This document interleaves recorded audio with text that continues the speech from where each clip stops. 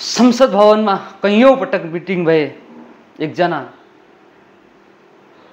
विद्युतका कार्यकारी निर्देशक कुलमान घिसिङलाई हटाउने बारेमा। तर कांग्रेसका नेता कैयौं पटक कान थापेर त्यही शब्दहरू सुनिरहे, त्यही मिटिङहरू सुनिरहे, हातमा हात र साथमा साथ दिए। जब कुलमान घिसिङलाई पदमुक्त बनाइयो त्यसपछि आफ्नो सस्तो लोकप्रियता कमाउनको निम्ति कांग्रेसका नेताहरू मिडियामा आएर कसरी बोल्दैछन् आउनुहोस् हेरौं।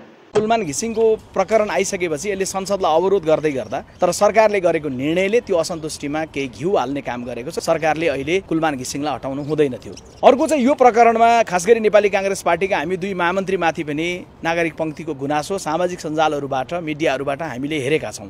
पार्टीको पदाधिकारी बैठकमा पनि हामीले भनेका थियौं कि अहिलेको बेलामा कुलमान घिसिङलाई हटाउनु हुँदैन। मन्त्रीज्यूलाई पनि ध्यानाकर्षण गराएका थियौं र सम्माननीय प्रधानमन्त्रीज्यूलाई पनि ध्यानाकर्षण गराएका थियौं।